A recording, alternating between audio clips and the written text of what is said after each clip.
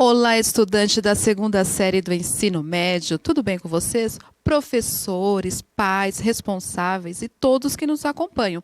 Desejam que todos realmente estejam muito bem. Então, nós chegamos à última etapa aí do nosso componente curricular. Estamos aí na semana 6, a semana de estudos intensivos no segundo bimestre. Tradições culturais, o título da nossa aula, Maestro Ney Silva, o mestre com o sobrenome do Brasil. Então, primeira parte, por que o título da nossa aula tem aí Maestro Ney? Porque nessa semana de revisão, nós vamos falar principalmente das duas últimas aulas que ocorreram no dia 22 e 23/6, onde tivemos a presença aí do maestro Ney, um professor que falou um pouquinho sobre uma tradição cultural muito importante, que nós vamos comentar no decorrer da aula. Então, corra lá, assista essas aulas que foram maravilhosas. Estamos aqui também na parte de tradução e intérprete de Libras. Teremos hoje a Janaína e a Giovana. Então, já agradeço as meninas, muito obrigado. E vamos aí falar sobre o nosso componente curricular na tela para vocês. Vocês já sabem a parte de contextualização, o nosso componente, o aprofundamento. Na sequência, todas as habilidades que trabalhamos no decorrer aí desse bimestre. Falamos sobre participar de processos criativos, falamos sobre também participar e apropriar-se do patrimônio artístico, tanto ele material e imaterial, em diferentes locais e contextos históricos. Mencionamos também como identificar, selecionar e analisar dados e informações. Entrou na parte de curadoria, tudo bem? Também pensamos e vimos como reconhecer e analisar diferentes manifestações culturais, sejam elas artísticas, com linguagens verbais, não verbais, enfim, falamos sobre todo esse contexto, pensando na sensibilidade, na criatividade e na criticidade. E a última parte aí do nosso eixo foi reconhecer os processos criativos, levando em consideração o repertório, o domínio e a linguagem de diversos grupos sociais. Tudo bem? O nosso componente você já conhece, que sempre pensamos em buscar maneiras de conhecer, reconhecer e identificar as tradições culturais brasileiras. De modo geral, levar à identificação e principalmente à discussão sobre como eliminar, ou pelo menos diminuir, todas as formas de preconceitos e estereótipos.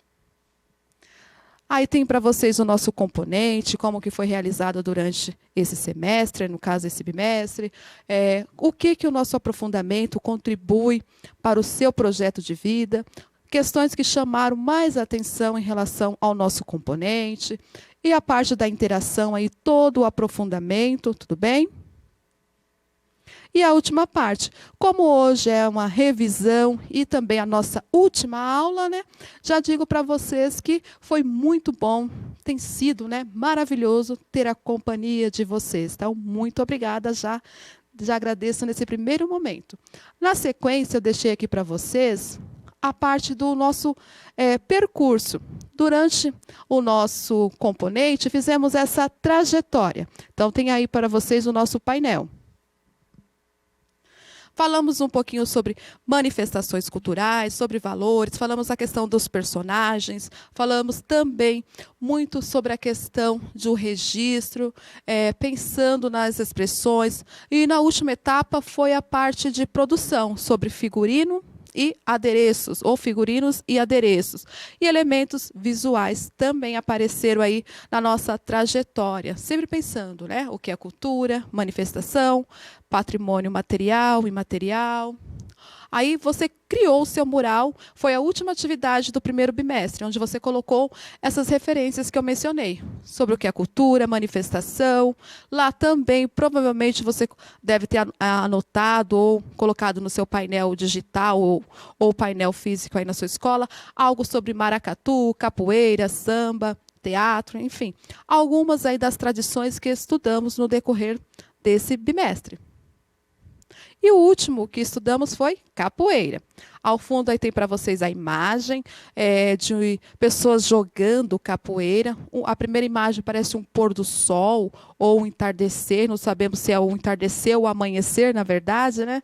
Então, tem imagem de pessoas jogando capoeira e ao lado um homem e uma mulher também jogando capoeira. E nós mencionamos aí como tem a definição de capoeira, que capoeira é muito mais do que uma dança ou música. É um esporte também considerado esporte de resistência. Falamos sobre a questão dos instrumentos, quais são os instrumentos populares na capoeira, tá?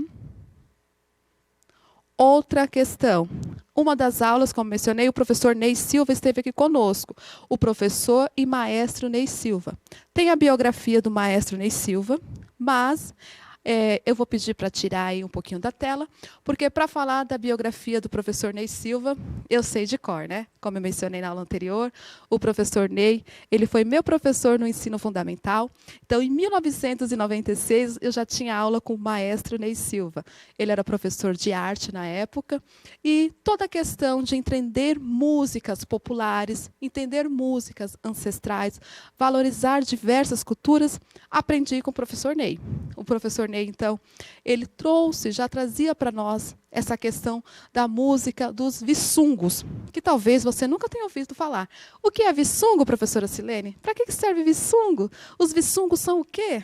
Vissungos é uma música tradicional quilombola, tá? Os quilombolas, então, normalmente da região de Minas Gerais, de Diamantina, eles cantavam para todos os afazeres do lar, para todos os afazeres do dia. Tudo tinha uma cantiga. Ao amanhecer, ao deitar, para o pôr do sol, para o amor, para a vida e também para as festas e momentos tristes, e até mesmo para cerimônias religiosas e sepultamentos. Os nagôs, no caso que o professor Sidney conta a sua história, ele vai contando que depois que a sua família como eles chegaram aqui ao Brasil como escravizados, ali no Quilombo, e um quilombo em Minas Gerais, eles continuam com a tradição nagô. E essas cantigas ou músicas eram feitas na língua no quibundo ou nibundo. Só que ele passou para nós em português. Na sequência, eu vou ler a leitura de um vissungo para vocês. Então, tem na tela aí um pouquinho, vou deixar o que são os vissungos. Então, está explicando o que eu mencionei sobre a questão dos vissungos, qual a importância e características de um vissungo. O professor Ney cedeu para nós aqui, para a minha aula, que eu pudesse utilizar um dos vissungos que ele criou. Ele produziu, ele compôs esse vissungo. Agora eu farei a leitura, porque eu faço questão que vocês, estudantes aí da segunda série do ensino médio, entendam e percebam a importância de valorizar. Aqui nós estamos falando da tradição da oralidade. Então, ele fez essa história contando por que o nome dele é Silva. Aí ele menciona, e nós vamos falar um pouquinho depois sobre a questão do Ney Silva. Com certeza você conhece alguém que tem um sobrenome Silva, tá? Eu sou Silene Félix da Silva. Na sua escola, na sua rua, no seu bairro, na sua família, provavelmente tem algum Silva. E ele vem contar a história dele, porque o sobrenome dele é Silva. O professor Ney Silva, então, ele conta o seguinte, que a família dele, como mencionei, eram escravizados, né? E aí, no contexto, eles quiseram saber por que sobrenome. Aí comentaram, os pais explicam que cada família recebe um sobrenome, ok. Naquele momento ali da escravidão, era referente aos seus feitores, aos donos de terras. Então, uns receberam o nome de Cruz, outros de Espírito Santo, outros de Silva, outros de Souza. E eles ficaram como Silva. Então, vou colocar o vissungo, não se esqueçam disso, e farei a leitura. Vamos lá. A pintacilgo é um pássaro que normalmente é conhecido como pássaro mineiro ou pássaro da cabeça preta. Tudo bem? Então, vamos lá. Na mata, pintacilgo cantou, o canto que Deus abençoou. Angola, capoeira jogou, cabeça preta canta o seu amor. Já pintacilgo em meu nome, sobrenome do Brasil. Me lembra aquele negreiro, gaiola, navio, caminho as trilhas nas matas, nas terras assovio. Pensei ter Silva em seu nome, arrisquei, chamei, psiu. O Silva que há em meu nome vem do nome de pai. juntou com a cruz, que em meu sangue vem da parte de mãe, chamados de Tameirão, lá no norte das Gerais. E Rosalino ensinou que a gente era Nagô. Aí ele repete aqui o canto, e eu vou repetir, tudo bem? Mais uma vez para ficar na mente de vocês. Na mata Pintacilgo cantou, o canto que Deus abençoou. Angola capoeira jogou, cabeça preta canta o seu amor. Já Pinta Silva em seu nome, sobrenome do Brasil. Me lembra aquele negreiro, gaiola, navio. Caminham as trilhas nas matas, nas terras assovio. Pensei ter Silva em seu nome, arrisquei, chamei Psiu. O Silva que há em meu nome vem do nome de pai.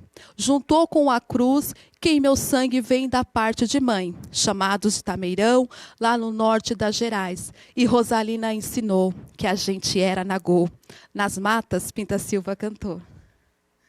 Bom, então agora nós ouvimos um pouquinho da história então do Ney Silva. Na sequência, eu quero que vocês então percebam, pesquisem outros viçungos, porque é uma tradição da oralidade e está em domínio público. Então você consegue aí ter acesso a muitos cantos que são da tradição cultural, principalmente da comunidade ou de comunidades quilombolas, que estão disponíveis aí sem nenhum problema para acesso. Tudo bem? Domínio público, ok? Esse é autoral, então esse tem que dar os créditos do professor que escreveu. Na sequência, aí eu deixei um vídeo, não vou passar nesse primeiro momento, mas tem como referência que explica aí alguns viçungos e também tem pessoas cantando, para vocês terem ideia do que eles explicam, ok? Na sequência, eu deixei a imagem aí que fica ao lado o mapa do Brasil e a região em destaque, onde localiza, né, onde nós conseguimos ver a localização de Diamantina, Diamantina em Minas Gerais, a região onde a família do Ney Silva vivia nos quilombos. Ainda tem quilombos lá, tá? E assim, é uma região lindíssima. Se você tiver a oportunidade, vá a Minas Gerais conhecer, é muito lindo lá, tá?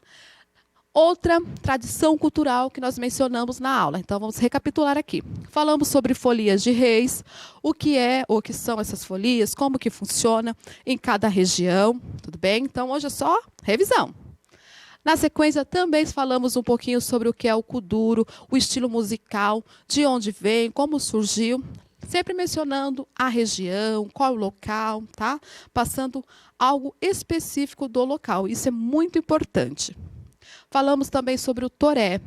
O toré, o que é o toré, que se chama lá o toante, onde os indígenas fazem os seus ritos. Eu acredito que aí nós temos um vídeo. Vou ver se eles conseguem passar o vídeo para nós.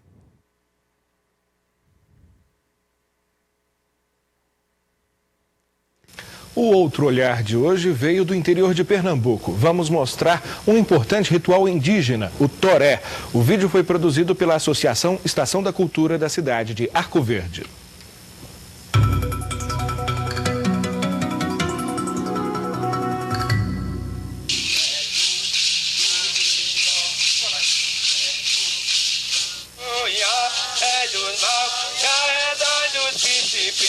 Nossa Senhora da Dor e Nosso Senhor Jesus Cristo. O toré é uma coisa uma importância muito grande para a gente, principalmente para nossas crianças, porque é com o toré que eles vão se identificar com o povo, fortalecer sua identidade e mostrar para o mundo inteiro.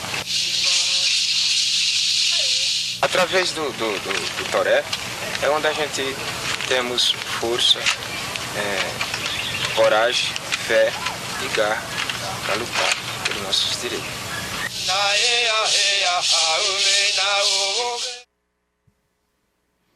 Maravilha! E percebemos uma tradição indígena. Que importante conhecer outras tradições. Vocês viram, né? Falando que é muito mais do que cantar, né? É algo importantíssimo para aquela tradição. A questão que eu falo sempre para vocês, né? Dos ancestrais, ok? Na sequência sobre o toré, nós vimos também outra tradição cultural. Vamos aí, qual tradição cultural que nós vimos? Você sabe? Vou mencionar isso aí. A caretagem, né? Ou caretada, também conhecida. Então, nós falamos um pouquinho qual região que ela é muito popular, ok? uma das aulas, ou muitas aulas, nós trabalhamos também a questão dos movimentos. O que são os fatores dos movimentos? Você se recorda dos movimentos? Fizemos aqui performances. Aí tem na imagem vários ícones, né, fazendo movimentos. Hoje, você já fez algum desses movimentos? E aí? Alguns desses movimentos podemos utilizar para o nosso dia a dia. Como que está você nessa questão? Eu já fiz vários movimentos, já caminhei, já estiquei os braços, então já fiz muitos desses movimentos, né? O pessoal aqui da produção está até se esticando, verdade. Eu também já fiz muitos movimentos. Ó, esticar os braços. Eu falo com os braços, com as mãos o tempo todo, gente. É assim, não consigo ficar parada. Então, a questão dos movimentos, trabalhamos bastante. Na sequência, tem aquelas perguntas, porque tivemos aulas de dança, tivemos professores de música aqui de dança. Então, falaram que as danças contam uma história. Pensamos na questão dos elementos da dança, na narrativa, o figurino, foi muito importante. Você recorda aí as características da dança, a questão dos movimentos? Falamos sobre teatro, gostei muito. Eu não coloquei aqui, mas falamos sobre o circo. Foi outra aula que foi muito bacana ficar com vocês aqui falando, trabalhando, né? E as questões de teatro de matrizes indígenas, africanas e afro-brasileiras. Importante que faça uma curadoria sobre essas questões. Qual a diferença de africanas e afro-brasileiras? Então, fica aí como atividade. Nossa última aula tem atividade. Pesquisar, então, o que é ou o que são as matrizes africanas e afro-brasileiras, se você tem alguma dúvida. Tudo bem? Também falamos sobre a questão do teatro experimental do negro. Essa aí foi bacana, que nós tivemos a presença do professor Seba, né, ele trabalha com teatro, gosta muito, falou sobre a questão do teatro, sobre representatividade, né, e representação, que são distintos aí. Aí tem imagens sobre o teatro negro. Imagens também sobre a questão do folclore, né, sobre lendas indígenas. Lembra sempre dessa questão. Quando eu falar sobre a questão indígena ou africana, eu não vou falar como mito, tá? A mitologia, tá? Não são mitos, não são lendas, porque acaba criando um estigma como se fosse de menor valor. Então, ali é a questão da crença de um grupo. Tudo bem? Pensa sobre isso, é importante, ou pensar sobre isso. Aí tem partes de cenas que nós vimos em sala de aula. Violão, porque usamos muita música, muita questão da criatividade. Eu gosto muito de ouvir música, de dançar também. Outra coisa, outro item que trabalhamos, que os patrimônios, eles não são somente aqueles que conseguimos tocar, né, os plausíveis, também são aqueles patrimônios que não tem como ficar guardado lá no museu. Foi a questão do acarajé. A gente não tem tempo para passar o vídeo do acarajé, mas vocês pensem aí que nós falamos sobre cultura material e imaterial, e patrimônio material e imaterial e manifestações, entram situações onde o jeito de fazer é tão importante quanto o produto final. Tá? Isso é importante lembrar, quando se trata principalmente das manifestações. Não é só o produto final, é toda a questão, aquele preparo, o acarajé sai ali, aquele bolo que nós falamos, né? Bolinho gostoso, mas o preparo dele também é todo especial. Então, pensando nessa questão do material e imaterial. Falamos que de lugares que podem ser considerados patrimônios, objetos, por exemplo, lugares e também pontes, estátuas, viadutos, parques, plantas. Você já imaginou que uma planta pode ser um patrimônio para a humanidade? Que interessante isso, né? Então, nós vimos também nas nossas aulas que patrimônio ele pode ser material e imaterial, e temos manifestações culturais que são importantíssimas. Aí deixo para vocês que eu falei a última aula sobre o que é um griot. Tá? Aquela pessoa que tem o cuidado de passar as tradições da oralidade para o grupo social ali, para a sua comunidade. Bom, nós praticamente aí acabamos, aí eu falei do elementos do circo. Vou encerrar nossa aula já agradecendo aí a toda a equipe, agradecendo você, estudante da 2ª série, que chegou até aqui. Parabéns e muito obrigada. Ficamos para interação. Avalie a nossa aula. Tchau, tchau.